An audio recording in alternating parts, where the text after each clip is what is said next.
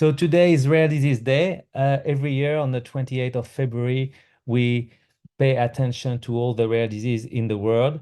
What is important to know for NF2 is that NF2 is a rare disease, but what happened for NF2 patients, the different tumor that an NF2 patient is having, like the vestibular schwannomas, the peripheral schwannomas, the meningioma, and the ependymoma, they are not rare. So what's rare for NF2 is like many of them happens in the body at the same in different location, but each of these tumor also happens to appear for the general population. And so it means that if we find a cure, when we will be finding a cure for for controlling this different tumor, it will have a bigger impact, not only on NF2 patients, but on all the other people that doesn't have NF2, but have that same kind of tumor. Usually they have only one or two with NF2, as you know, we have many of them. Um, Next slide, Rebecca. So today we are doing a fundraising for the project of Dr. Zhu at Yale University. It's the goal of this project is to use the antibody in order to deliver the NF2 genes and to restore the production of the myelin protein. That's what make the tumor, if there is a lack of myelin protein, that's what makes the tumor grow. So by restoring myelin protein, it can stop the tumor growth and then destroy the existing tumor. We like really your help at continuing to fund this project. We already funded 2 years of this project that led to the creation to prove that an antibody could work on the NF2 based on the results that we had on NF2 mice. And now Dr. Zhu is developing the antibodies, humanized antibodies, and selecting the one that should be the more performant on the tumor of NF2s. So we need your help for this fundraiser. You have a QR code. You can donate that, right here with using your phone. You can capture this QR code, or also looking at your email, the newsletter, and our social media. We have links to the fundraiser. Now we will start with the webinar, and I really would like really to thank Leah for joining this webinar, for teaching us things that we don't know and we're not really aware of, is that how a service dog can really help the existing patients that have NF2, and she's going to share her experience as well. Thank you, Leah. You can start. Okay, thank you. I'll pull up my slides here.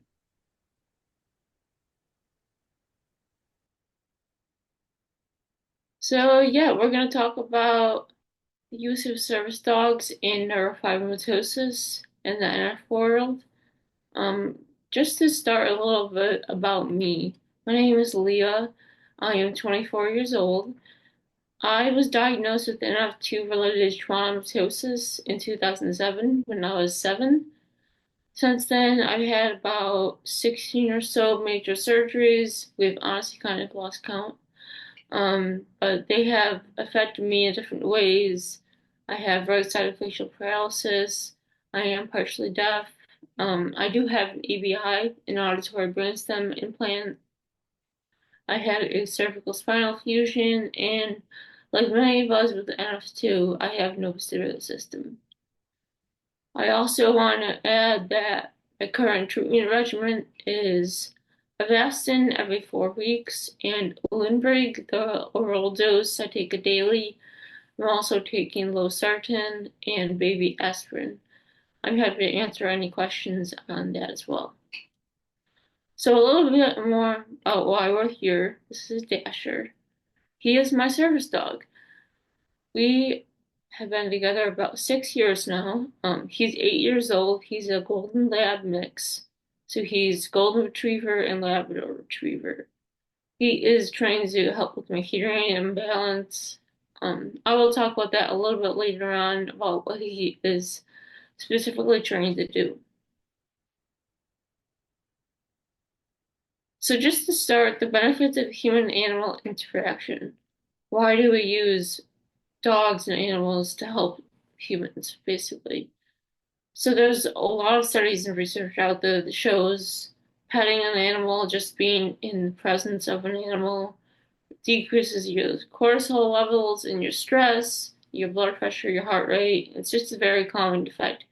I think for a lot of us who have pets, we'll see that just being around an animal just helps in so many different ways.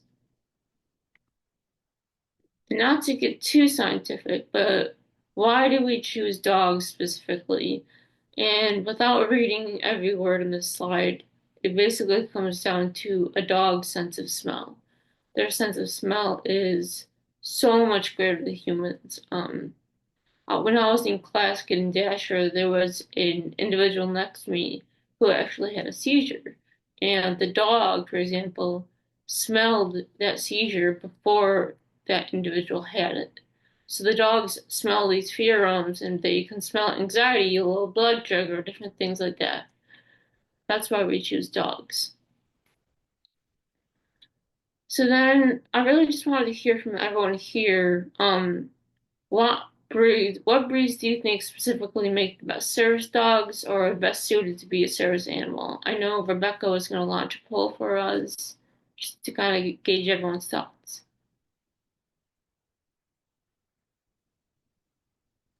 So please answer to the quiz.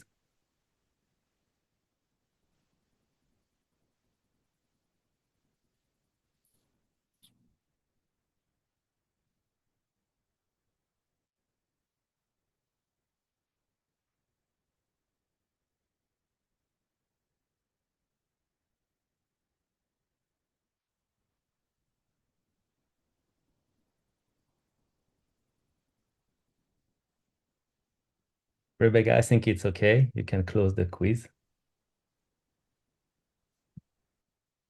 Thank you. So, what are everyone's thoughts here? A lot of you said Labradors, Retrievers. Nobody said Papillons. I actually didn't know what a Papillon was before I got a service dog, and a few Poodles.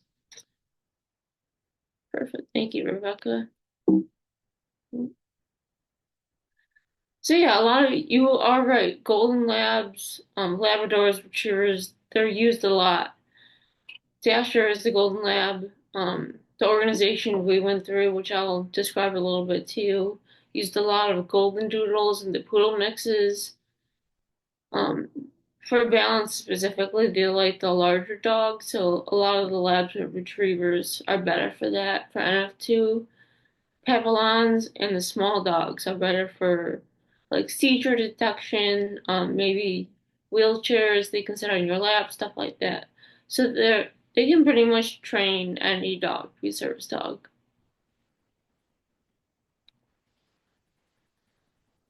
So under the Americans with Disabilities Act, now this is in the United States, we have an act that specifically protects those with disabilities, and service dogs are protected under that act. So they define a service animal or a dog that is an animal. It is trained specifically to work on tasks for an individual with a documented disability. And that is very important. If you don't have a disability and the dog isn't trained for that task, they may not be protected in America. So to kind of help explain the difference between the three types of support dogs, I have this infographic here.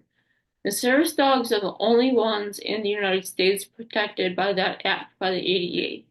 Emotional support dogs and therapy dogs, they're wonderful, but they're not protected. So you can't take them into a restaurant or the grocery store with you. Dasher goes to work with me, and he went to school when I was in school. Certain places don't have to allow that, but legally in the United States, they have to allow service animals because they're for an individual with a disability. Kind of like I like to explain this as in you kind of get an associate's degree as an emotional support dog, and then a bachelor's degree as a therapy dog, and then a master's degree. You can just do so much more. That's a service dog. Not to say the others are lesser, they're just not as specifically trained. I hope that makes sense. So now just going on, we know everyone here is affected by NF in a certain way. And NF, the effects are multitude. They're across the whole body. We see a lot of vision impairment, hearing impairment, mobility, the vestibular system imbalance. Anywhere there's a tumor, you have an effect of that nerve. So maybe it affects your mobility because your legs are affected, your arms. And then you have the aspect of in NF1, we see a lot of learning disabilities, behaviors, autism spectrum disorders, ADHD. A lot of those dogs can help support the families and patient with those. And then we have surgeries, appointments, pain, anxiety, depression, isolation, all those feelings that still happen that aren't maybe physical effects, but more mental and emotional. Dogs can still be trained to help and support in that area. All right, one last poll for everyone, just based on those needs and maybe, yeah, needs and different ailments and things, ways that NF affects you. What does everyone here think they would be most interested in if they were to pursue getting a service dog? So this is just one more poll to get everyone's thoughts.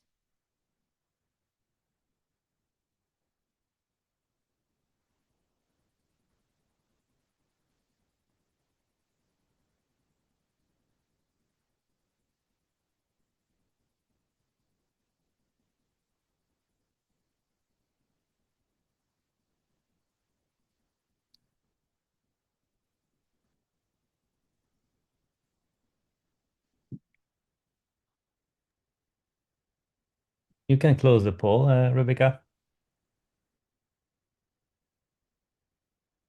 So we see a lot of hearing impairment, yes. A lot of balance. Since everyone here was mostly affected by NF type 2, that would make sense. Couple seizures, a lot of companionship. I think that's a large part of what Dasher does for me. So thank you.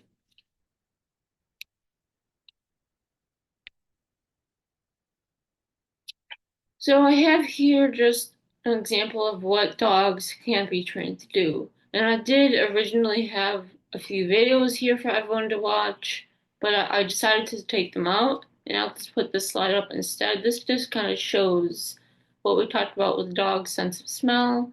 They can alert to seizures, low blood sugar, anxiety, different things like that. And there's great videos out there. So you can just YouTube or Google like service dog alerts to seizure or alerts to low blood sugar, and a lot of great videos do come up. I will put my email up at the end, so feel free to reach out if you're looking for a video.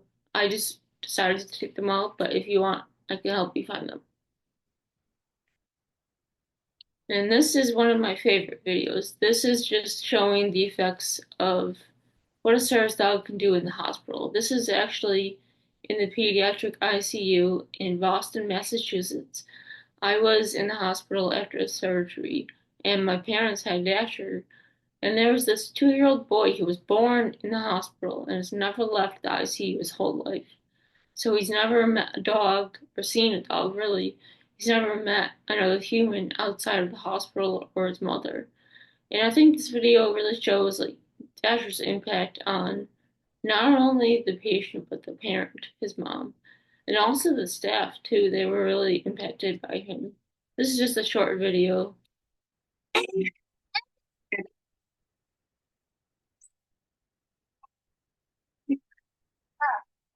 This one. This one. Oh.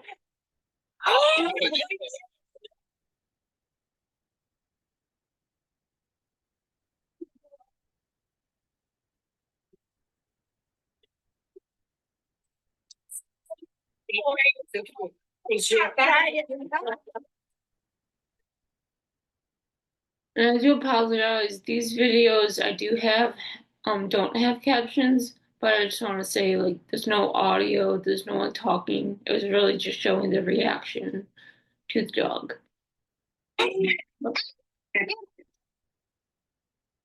So So real quick, I just want to go over the agency I went through to get my service dog. It's called Four Paws for Ability. This is in Ohio in the United States. There are tons of organizations out there. This one specifically worked with primarily children and veterans. So unfortunately, if you're an adult, this might not be the agency for you. But at the time, I was 16 and I was able to go through them.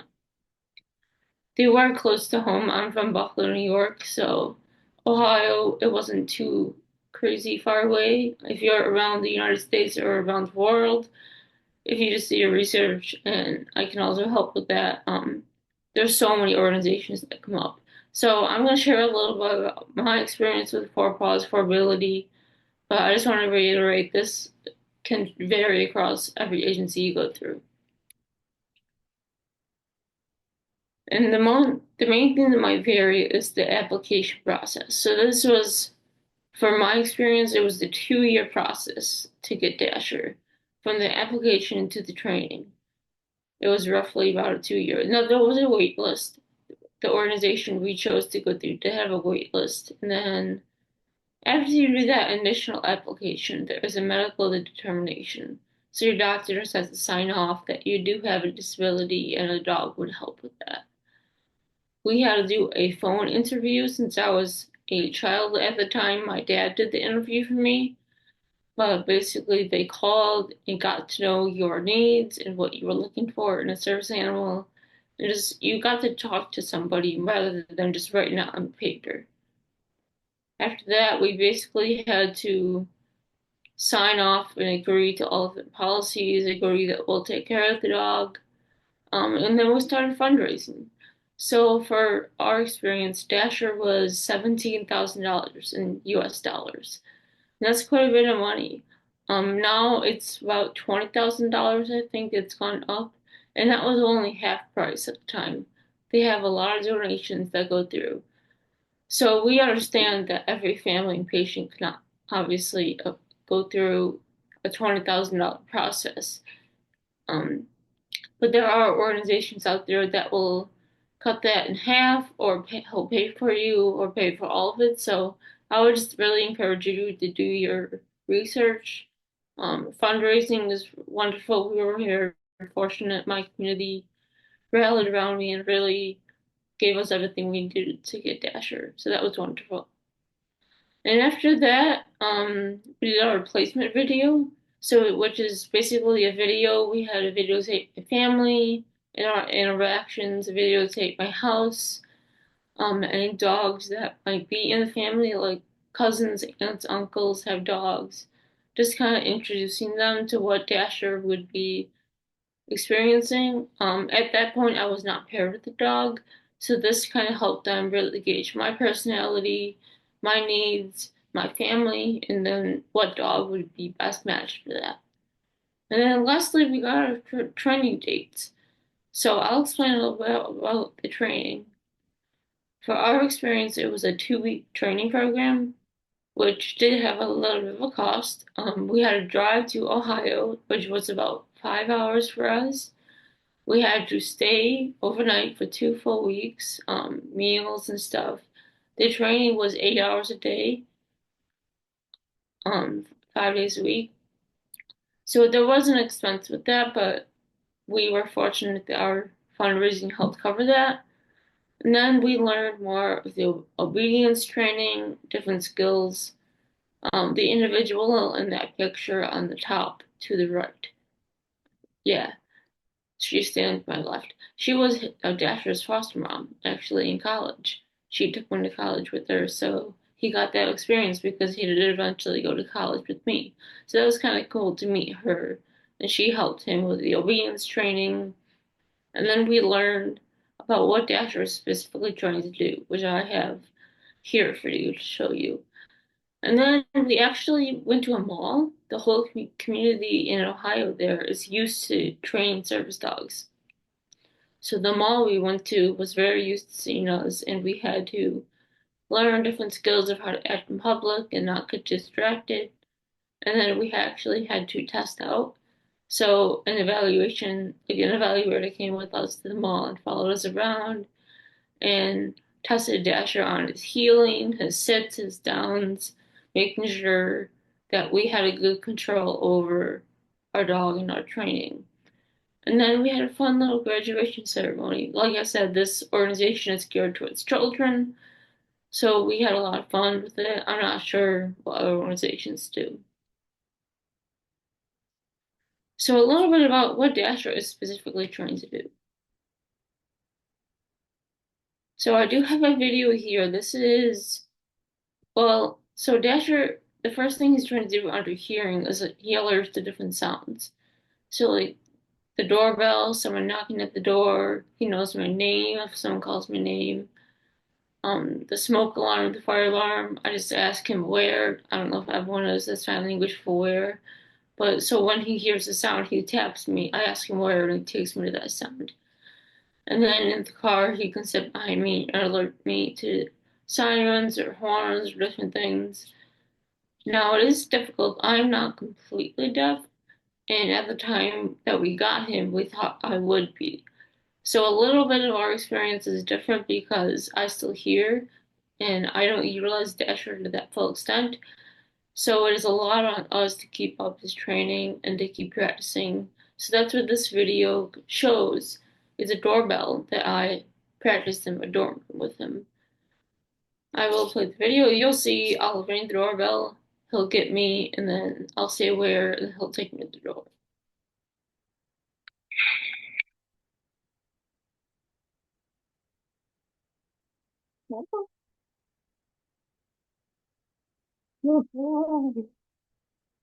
Where?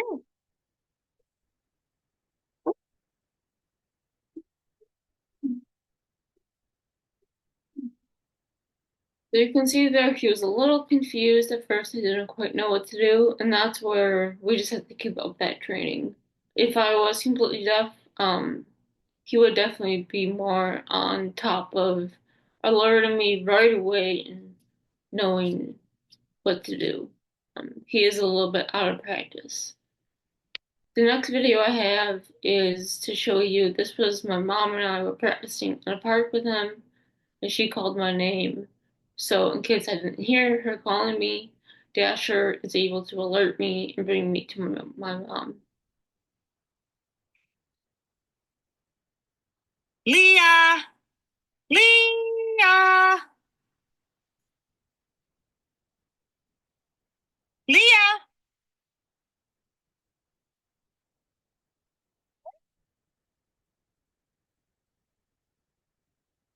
Good job, Dash. Your mama called Leah.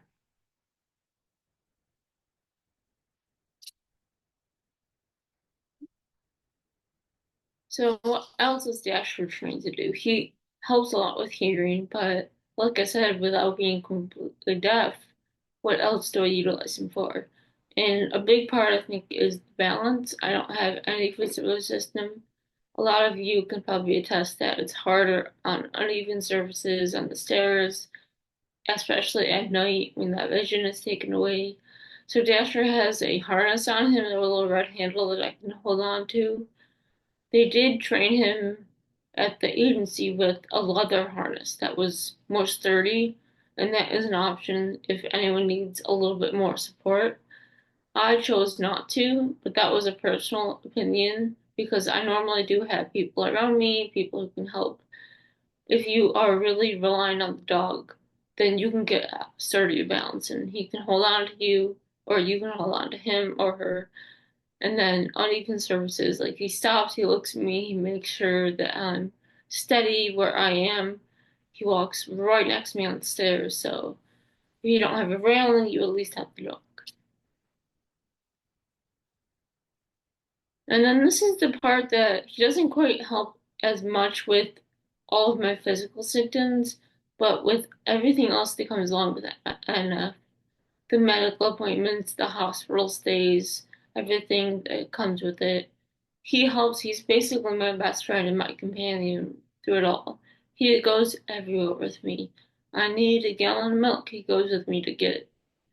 He went to school with me. He goes to work with me.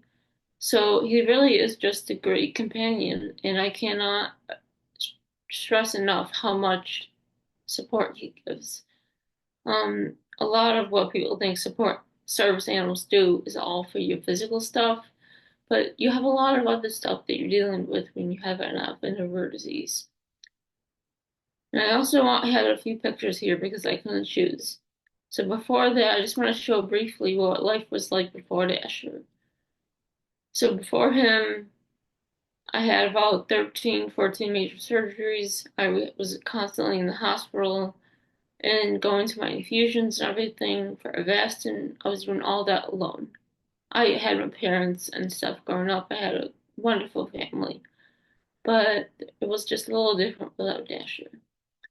So this was life before Dasher, and then I wanted to show life after the Dasher. He goes literally everywhere with me. So the picture on the left is him at my Avastin infusion. Actually in the middle too. He's at my infusion, and then the picture on the right is just the doctor's office. We all know we have plenty of appointments to keep track of. And it's nice to know that I'm older and I don't need my parents to go to every single appointment with me, but I'm not alone. I have a dog with me. And then because I didn't choose, yes, I chose three more. The picture in the middle, that's a funny one. He was at the dentist with me and literally stared at me the entire time I was getting my teeth cleaned. And then the picture on the left was, you know, that video I showed of that boy in the hospital in Boston, Massachusetts? That was the surgery. And I was in the ICU here. I just woken up from anesthesia. They actually did surgery on a tumor in my airway. And I woke up and couldn't feel my legs. And I was actually kind of scared. I was like, what'd you do? And then I realized it's because Dasher was on me and my legs fell asleep. But it was just so nice waking up and having that support there. And then before I finish up here, I just want to go through a quick reality check. Yes, it is absolutely incredible having a service dog. There is a cost to it.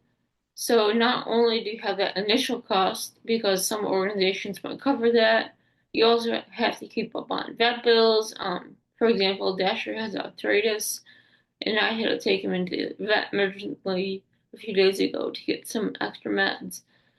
So that's just something you have to constantly keep up on, which is something I would do for him any day. He does enough for me. Just something to keep in mind. There is a huge responsibility. Um, we kind of call it a diaper bag. We have a bag that goes with us with different snacks and food and making sure he has water. So it's just a responsibility. There is that stigma. Um, when you have a service dog and you go anywhere in public, yes, he's allowed under the Americans with Disabilities Act, but there is a stigma because everywhere you go, people know you're disabled. So if that bothers you, that might be an issue with having a service dog. I don't mind it. He makes me be more social. I talk to more people. People love to come up and pet him. But it is a stigma, and people always know you're disabled. The hair, you can see in the picture, he does have a lot of hair. That's something you can get over. And then the training is just goes into that responsibility. You are constantly keeping up on training. Like I said, since I'm not fully deaf, just helping Dasher stay on top of the training for if a day happens, he knows how to help me alert sounds and different things. So it's just keeping up on that on top of your own stuff. That is just something I want to put into perspective because yes, it sounds great. I'll get a service dog, and they do wonderful things. So, just this little reality check I'd like to give people. And I don't know if I kind of breezed through that, but that was my presentation, and my email's there, my phone number. Feel free to reach out to me if you have any questions. I would love to take questions right now. I'll leave the slide up for a few minutes and then I'll stop sharing if we can have a little discussion. Thank you, Leah. It's time if you have questions, you can click the button Q&A and type your questions in, and Leah is going to answer to your questions.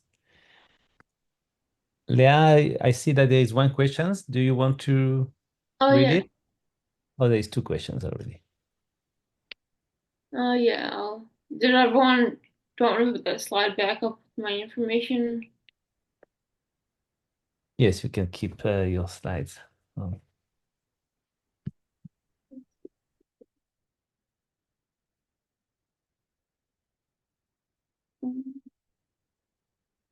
So the first question I see says, my husband with NF2 feels that a dog could disturb his balance more than help.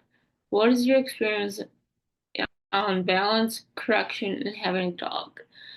So I do see what he means. Dasher is trained. I've kind of developed a nice rapport with Dasher. You learn the dog over time. So he is trained to, like, if I hold on to him.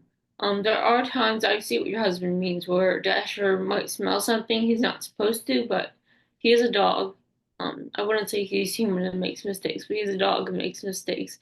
And he'll smell something and run off to the side, and that might throw your balance off a little bit. So I do understand that. They're not supposed to do that. That is something that's probably on my end, or training I should keep up on. So yeah, your husband has a valid point. That it can throw your balance off. I hope that helped. That's something too. You can call the organization and talk to them about like what your worries are, what you might need. I can call right now for a pause for ability, and someone will answer, and they'll take Dasher for more training if I need more training. If I develop seizures, I might need, and to alert to seizures, I can call them and go for additional training. So that's something too to keep in mind. Hi Tammy, I just realized it's you asking this question.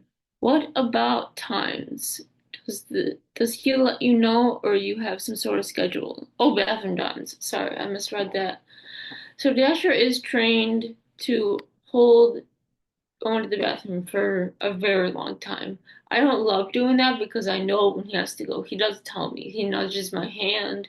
And it's just a little bit of different alert than him alerting to a sound. So when he has to go to the bathroom, he does tell me. And again, it's like having a kid. You get to develop a knowledge for what he needs. And you know, like, oh, he's acting funny, he might have to go out. He is trained to hold it for a long time, so if I'm at work or he goes on airplanes with me, sometimes for a long time he has to go without going to the bathroom and he will hold it. So he can go up to 12, 14 hours sometimes without going to the out. I personally don't love doing that to him because he's my family. He's my best friend. I don't want to make him hold it that long. That's a good question. Thanks, Tammy.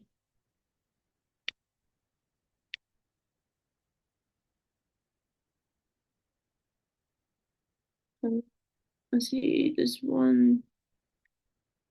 Hi, thanks for sharing. How do you go about walking your dog 3 times a day? For me, this would be very trying. That is a great question. I am very blessed. I live at home still with my parents, so they help out a lot with caring for Dasher, making sure he's fed and let him out. They walk him for me. Um, I also live right next to a park, so I can go to the park and just let him off leash and let him run. I know not everyone is that fortunate, so it would be difficult to keep up that walking and keeping him getting that exercise. Um, yeah, I'm blessed that I have someone. I know there's people you can hire, but I also realize that not everyone has that availability. So that's something too to keep in mind for that reality check piece. How would you describe Dasher's personality? Does he have certain characteristics that make him who he is? Thank you. Yeah, so Dasher's personality, he is quite perfect for me, to be honest. I think they matched him very well. He is the sweetest, most gentle boy. We always say he would be a terrible guard dog because I think anyone who goes in the house, he would just roll over and ask for a belly rub. He does not make a peep. He doesn't bark. That is one thing he was trained to do. He barks on command. So if I like fell and needed help, I could ask him to bark, and he could go get someone to help me. So, yeah, his personality is just wonderful. He's the perfect mix, the golden retriever, the Labrador retriever. He's very gentle and calming, and he's a good cuddler. He snuggles in bed and everything. He's just wonderful. Thank you. Curious follow-up, how about if he needs to go to the bathroom? Oh, if I need to go to the bathroom, that's a good question. Dasher, so like I said, yeah, he follows me everywhere. So in my house, there's no going to the bathroom alone. Dasher is right there at my feet with me. And if I'm out in the community with public and I have to go to the bathroom, yes, I have to keep in mind him going to the bathroom. But he'll just goes right with me. He goes with the flow. He's really chill. He's very adaptable. So yeah, he'll just go with me. Hope that answered your question there. Suzanne, hi. Do you ever have an issue with taking Dasher in medical facilities? Not in the United States. So in America, he is protected under the Americans with Disabilities Act. With his vest, he can go in any facility. The only two exceptions in the United States are churches, the separation between church and state, and actually, weirdly enough, government buildings, like government facilities. They can make the law, but they don't have to enact the law. So I've actually personally never had anyone tell me like, "Oh, he can't come in here." I've had some people question like certain restaurants are like, "Oh, we don't allow dogs," and I'm like, "Well, that's where you just have to educate." They're like, "Well, actually, you have no choice. You have to legally allow him," and just explaining that I have a disability. He helps me. You don't have to go into any detail. Just kind of educating that person on service dogs and what is allowed. So yeah, thanks for the question. I've never had any issues. Leah, regarding that questions, for example, I guess you do MRIs. For example, during the MRIs, he's waiting next to you. So that's a good question. No, he's not. So during MRIs, I leave him at home personally, or my mom goes with me and waits with him. Because he has so much metal on his vest, I don't want to make him wait through that. My MRIs can be up to like 4 or 5 hours long, so I feel bad making him wait that long. But he does do well with certain procedures, like if it needs ultrasound, or blood draws or anything like that. Dasher does help with that. And if I was younger or experiencing anxiety, or maybe just not as used to getting poked and prodded, Dasher would definitely provide that comfort and he provides that support. So yeah, no, not for MRIs. That's a good question. Another question is, if he comes to get you for something, how do you know what it's for? That's a great question. I know I kind of breezed right over that. So for Dasher, through our agency that we went through, they trained him the sign for where, which is shaking your finger. That's the American Sign Language for asking, where is it? So when he comes and taps me and I ask him where, I know this is just something we learned in training. He either takes me to the sound, or if he lays down, I know it's a smoke alarm or a fire alarm. I know to evacuate. So there's certain things that he'll most likely take me to the sound. But if he sits or goes lays down, like I know it's for different things. And that is something you learn in training. Tammy, thanks again. I know you said the training through Dasher organization was 8 hours a day. Was it strenuous? Wondering about those with a lot of fatigue. That is a great question. Yeah, it was. They were long days. That was just our experience. Maybe other organizations wouldn't have 8 hour day trainings. And I'm sure if I had an issue or needed something, they gave you a break. You got an hour for lunch, for example. You were able to take breaks. The other part of that is the organization we went through required me to bring someone with me, not just go alone. So I brought my mom, and the reason for that was if I had to step out or it was getting too strenuous and I couldn't sit through it, my mom could be there as like a good backup, and she can learn what Dasher does. There was also a lot of kids who had two parents, one more of a caregiver for the child and one more helping with the dog. So I think it just depends on your support at work, who goes with you, and the agency you go through. Hi, Leah. We have a few questions from registration. Oh, Yeah, so the first one is, can I train my own dog to be a service dog? that is a great question. I don't believe so. I was told that they have to be through an organization. I also think that you can train your own dog for emotional support or therapy, and that is just an extra certification or an extra test. So I would ask like a local trainer. I don't know if they have those in your area, but just ask them what would I have to do. And maybe that is an option. I'm not sure. Just doing that research really and seeing like it's so hard with your own dog. They prefer the organization. We went through breeding the dogs for the service. Thank you. I have another question is, can Dasher do tasks for you, like pick things up? What was the second part of that? Sorry. Like pick th things up? Oh, yes. That is a great question. So that is actually something that really amazed me when I went to training. The person next to me was a veteran who lost both his legs. So he learned to do laser pointing with his dog.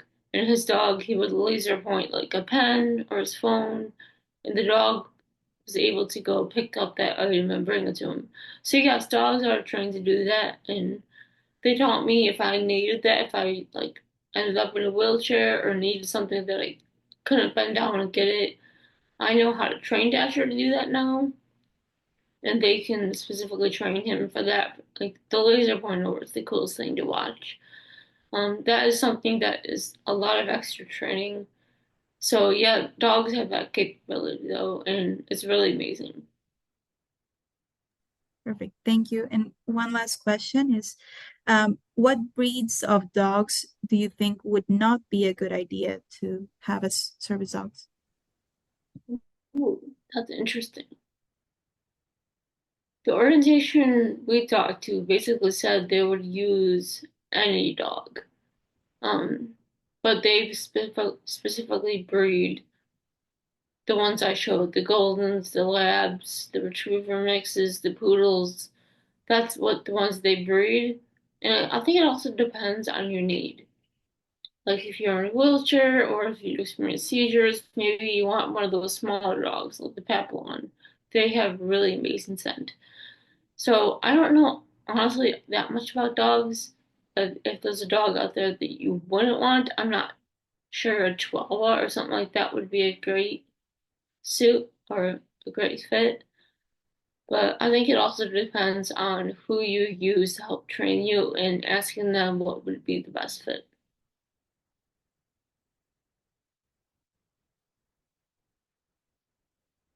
Thank you. Any other questions? No, I think we are done and we're right on time. Thank you very much, Leah. Perfect. Yeah, Thank you. thank you so much, Leah. It was very, very informative. And thank you also for answering all the questions. So as I say, this is recorded and it will be available again on YouTube and on our website. So if you know someone that missed the webinar, you can forward the link. And you have the contact also information of Leah if you have any additional questions. Yes, feel free to reach out. I'm always available. Any questions? Yeah. Thank you so much, Leah. Have a good day. And thank you everybody for joining.